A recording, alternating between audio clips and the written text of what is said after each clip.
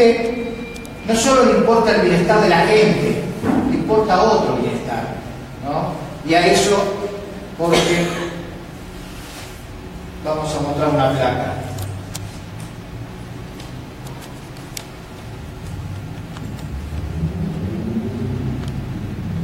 El Partido de la Gente incluirá en su programa de gobierno un capítulo sobre el maltrato animal. El líder del sector, Edgardo Novick, sostiene que hay casos en los que es necesario incluir penas de prisión para quienes abusen de los animales. El 9 de octubre es el Día Mundial de los Animales y vinimos al refugio Vida Animal porque para el Partido de la Gente es fundamental el bienestar animal y el cuidado responsable. Para nosotros es fundamental la castración, la castración masiva de los perros, porque eso va a permitir disminuir la cantidad de perros callejeros y además atacar el problema de las jaurías en los campos. En esto quiero agradecerle a la doctora Navas, que realmente está trabajando mucho en todo lo que es el bienestar animal. También agradecerle a Fiscal Zubia, porque está trabajando junto con Ana codo a codo para trabajar en la ley, de la 18.000. 19.120 la primera. La del barbecho. Está trabajando muy bien para tratar de que podamos realmente preocuparnos de un problema que afecta a todos los animales. Uno tiene mascota, otro conocemos que tiene mascota, y es algo realmente muy importante, y el Partido de la Gente no solo le importa el bienestar de la gente, sino también el bienestar de la gente. Ana, te agradecemos, que estás trabajando muy bien. Bueno, estimadas amigas, estimados amigos, bienvenidos al Partido de la Gente, porque es en este partido que vamos a construir un nosotros. Con respecto a este tema, a veces vemos animales abandonados, lastimados, maltratados, y surge la pregunta: ¿los animales tienen derechos? Los primeros trabajos con respecto a las leyes de protección animal surgen en 1635 en Irlanda, en 1641 en Cambridge y en 1645 en Inglaterra, donde se establecen las primeras leyes de protección animal. Ya después, en el siglo XIX, en 1975, Peter Singer, un australiano, filósofo y escritor, escribe el libro Liberación Animal. En este libro, él niega la discriminación de un ser vivo por no pertenecer a determinada especie. Es decir, ¿quiénes son nuestros compañeros del planeta? No son los seres vivos, y los otros seres vivos que tenemos son los animales. Ellos son los que nos acompañan a vivir en este planeta. En 1978 la UNESCO y la ONU declara los derechos universales de los animales. Ahí se crean las bases para que otros países empiezan a trabajar en estas leyes de protección animal. En el 2010, neurocientíficos empiezan a estudiar toda el área neurológica del ser humano y empieza a estudiar el área neurológica de los animales. Y descubren algunas cosas. Por ejemplo, que no solo los hombres tenemos la capacidad de tener conciencia. Los animales tienen conciencia de sí mismos. También son capaces de sentir emociones, capaces de sentir dolor y sufrimiento. Entonces, 2 años después, en el año 2012, una serie de neurobiólogos y neurocientíficos se reúnen en la Universidad de Cambridge, en Inglaterra, para hacerle la declaración al mundo de la conciencia de los animales. Es decir, ellos explican que hay lugares en el mundo que no tienen este conocimiento, como son América, como son el Lejano Oriente, y estos conocimientos nos dan la conclusión de que no solamente el hombre tiene conciencia, sino que los mamíferos, las aves y los pulpos tienen conciencia. Pero bueno, con respecto a los animales, podemos decir que no hay estadísticas en cuántos animales abandonados hay. No hay estadísticas en cuál es el maltrato o cuántos maltratados son. Entonces podemos pensar, ¿abandono? ¿Qué es el abandono? Abandonar es dejar. Abandonar es alejarse. Y si nosotros ponemos la palabra abandonar en un contexto con respecto a un ser vivo, abandonar es desamparar. Si nos preguntamos qué es el maltrato es el abuso. Cuando una persona está en condición de superioridad con respecto a otro ser vivo y se extralimita en ese derecho, está provocando un abuso. Abusos físicos, como lo son cortar, golpear, quemar. Y todo eso provoca dolor y sufrimiento. Yo creo que ya solo con el hecho de saber que ellos sienten dolor y que sufren, creo que ya es suficiente como para poder protegerlos. Está comprobado científicamente que los asesinos en serie han abusado en la adolescencia de animales. Es un honor presentar al doctor Subía, que es quien les va a hablar del tema. Doctor. Concreto, en la parte de protección animal, me voy a permitir discrepar con la doctora en un solo punto. Tú le diste un enfoque muy bueno, pero de tipo emocional. Yo le voy a dar un enfoque de tipo muy egoísta al tema de la protección animal. Egoísta en el sentido de que tenemos que reglar en una sociedad conductas que provocan la distorsión en el funcionamiento de la sociedad. Y la anécdota que relato, la he contado una y otra vez, es como el maltrato animal puede terminar perfectamente en un homicidio entre seres humanos. ¿Por qué? Porque determinados animales, las mascotas, ingresan en un área afectiva muy intensa, que es lo que tú planteabas, en la vinculación con los seres humanos. Y si un vecino, y yo lo he tenido, si un vecino agrede al perro de su vecino que entró, entre comillas, ilícitamente en su terreno, pero lo agrede de forma violenta, tenemos un tema que termina en que uno limpia al otro. Porque la defensa de un perro puede ser como la defensa de un hijo, y al Estado largar el tema al libre albedrío, como tantas cosas están largando últimamente, arréglese usted, entonces estamos generando un conflicto entre particulares que terminan en delitos graves como yo los he visto.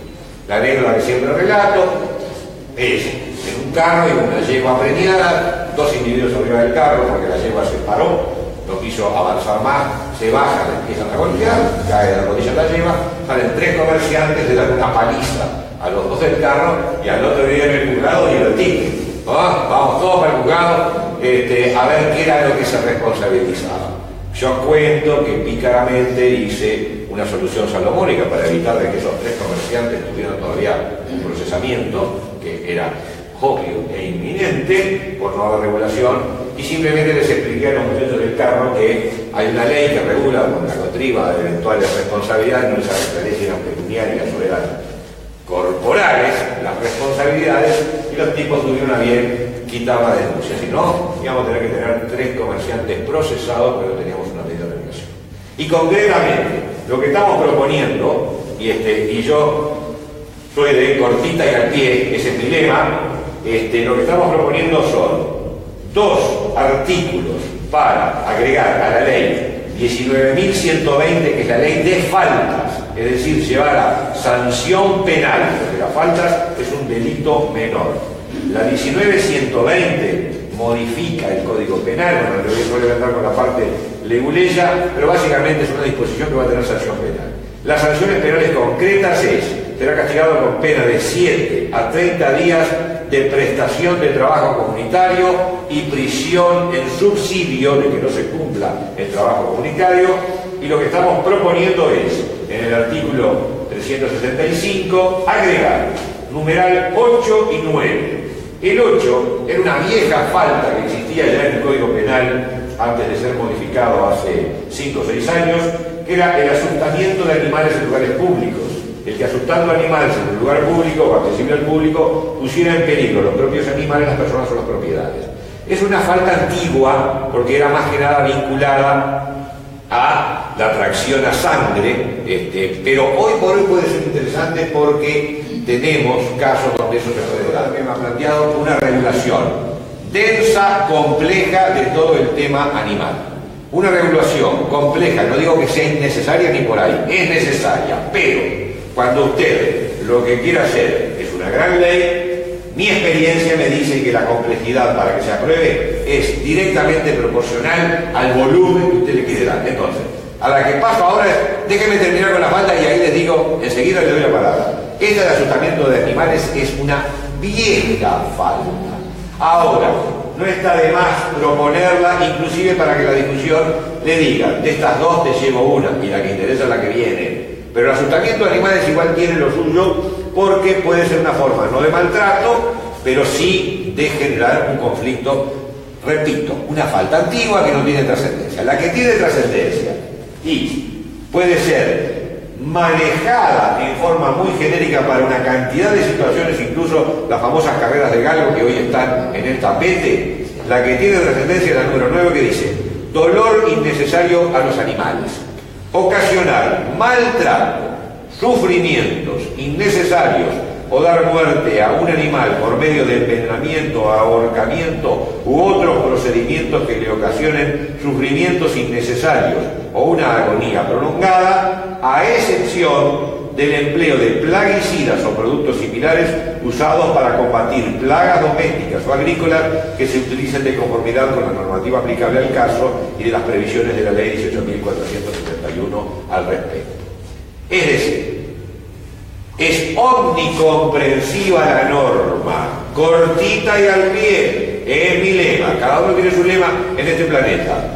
Maltratos, sufrimientos o dar muertos a un animal por medio de envenenado les permite perseguir, si esta falta se aprueba, no digo con éxito o sin éxito, porque eso dependerá, será consecuencia de la concientización que se haga a nivel de la sociedad, fiscales, jueces y demás, pero ocasionar maltrato está desde el perro que se encuentra encadenado en forma irracional por su dueño hasta el maltrato directo de quemarlo. Hoy me olvidé de hablar justamente de, o se me ocurre ahora, de las adicciones al maltrato animal que pueden existir. El animal que el dueño hace la adicción de maltratarlo está generando esos niveles de violencia que puede generar con otro ser humano y más barato, entre comillas, porque al animal lo tiene en condición de esclavo.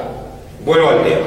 El maltrato, esta falta de aprobarse, posibilitaría perseguir cualquier forma y las carreras de galgos, demostrado que sea con la prueba a realizar de campo sobre el animal que es drogado, exigido o muerto en esa exigencia, entraría, a mi juicio, perfecto dentro de ocasionar maltratos, sufrimientos innecesarios, ingresa, le meto la frase jurídica pleonásticamente para meterle el toque ese que le meten los abogados para complicarle la vida a los pobres mortales, significa, de cualquier manera, ingresa dentro de una posibilidad de persecución.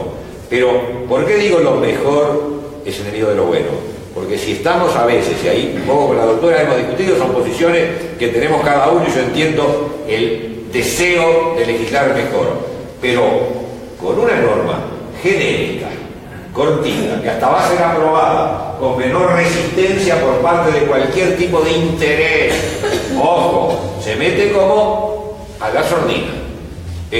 Con una norma de este tipo, después de aprobar esta norma, ahí a las señoras, sobre todo que están vinculadas a la protección animal, voy a decir una grosería, se las largo a los señores jueces, fiscales y demás y a morder porque acá hay en qué basarse. Hoy son las sanciones pecuniarias que sabemos que no terminan en nada. Así que yo sigo insistiendo, esto es elemental, básico, cortito, concreto, pero justamente por eso lo van a comprar, entre comillas, lo van a comprar porque es relativamente inocente y después se puede usar en cualquier dirección. Ahora, si sacamos una ley o procuramos promulgar una ley que sea específicamente dirigido a determinados focos de intereses, la resistencia va a ser mucho mayor. Entonces no perdamos la oportunidad de hacer una como sonceando, como que solamente afecta al perrito doméstico y por ahí tienen oportunidad. Después de que está, y como supongo que los enemigos no están muy presentes porque no van a tener interés en esta charla, es la forma de meterse luego con esto. Ahora, y termino, siempre que se necesita, no solo la norma, sino la presión social.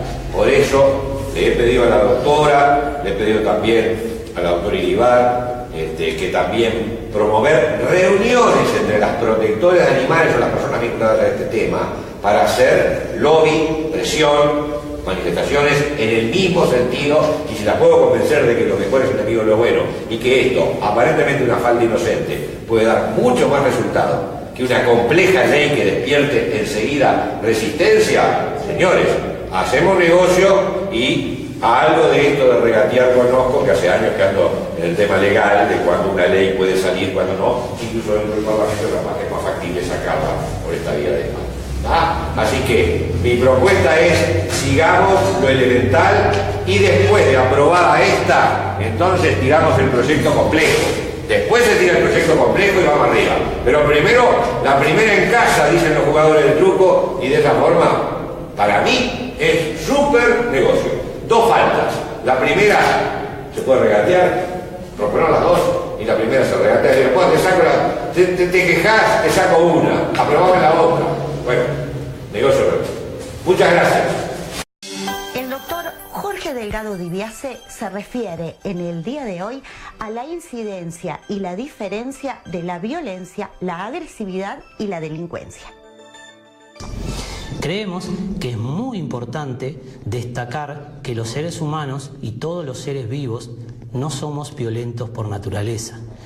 Nosotros, al igual que los mamíferos, nacemos con cierto monto de agresividad, que no es lo mismo que ser violento. Nuestro cerebro trae genéticamente las condiciones necesarias para que nosotros podamos sobrevivir. Entonces, en nuestro antiguo cerebro reptiliano, que aún lo mantenemos y lo tenemos, lo que hace es tenernos a expensas de los problemas que pueden surgir en nuestra vida cotidiana y en la sociedad. Es muy importante porque es lo que nos permite crecer, reproducirnos y luego morirnos, que es las etapas que hacemos los seres vivos en la Tierra. Por eso nosotros estamos condicionados para tener una conducta agresiva cuando algo de nuestras necesidades básicas son atacadas desde afuera. Por ejemplo, si tenemos hambre, es factible que nos pongamos agresivos y que terminemos haciendo algo que puede lesionar a otro para conseguir la comida. De la misma forma si tenemos sed. Cuando nosotros estamos heridos o lastimados, al igual que los animales, estamos más agresivos porque estamos a la defensiva. Es normal que si alguien ataca a nuestros hijos, nuestros niños o nuestra familia, nosotros nos defendamos agresivamente. De la misma forma, como está ocurriendo ahora, lamentablemente, cuando violan nuestro territorio. Cuando nosotros nos metemos en el territorio de cualquier animal, por más pacífico que sea, nos va a atacar y se va a defender. Esa agresividad, ese monto de agresividad que tenemos los seres humanos, es totalmente natural. Y eso no va en contra de ninguna sociedad. Cuando hablamos de violencia, hablamos cuando nosotros atacamos o agredimos a alguien con premeditación y alevosía. Estamos hablando de los robos, estamos hablando de las agresiones, estamos hablando de los hurtos, estamos hablando de los asesinatos. Cuando yo planifico explotar un cajero sin importarme el daño social y material y humano que pueda ocasionar, Eso es violencia y tenemos que diferenciarla. La violencia se aprende. Si nacemos violentos tenemos un problema genético y un problema orgánico que hay que tratarlo. Por ejemplo, un asesino. El asesino mata y siente la necesidad de hacer daño a otros. ¿Saben por qué? Porque la violencia está tratada separada en los libros de psiquiatría y en los de medicina, pero la violencia es una adicción. La violencia produce en el cerebro de quien lo hace la misma cantidad de resultados de neurotransmisores que hacen que nuestro sistema de recompensa en el cerebro nosotros sintamos satisfacción. La persona cuando agrede, le pega y violenta a otro, su centro de placer se enciende y después termina segregando una suerte de neuropéptidos que algunos lo llamamos mal llamados hormonas, que son las endorfinas, que son las hormonas del placer. Es decir, que una persona se excita al máximo para cometer un hurto o agredir a alguien y cuando desciende siente lo mismo que si se hubiera drogado con cocaína y al descender las endorfinas que libera su cerebro le hacen sentir placer. Nuestro cerebro está condicionado que cuando sentimos placer quiere repetir la conducta y repetir el hábito.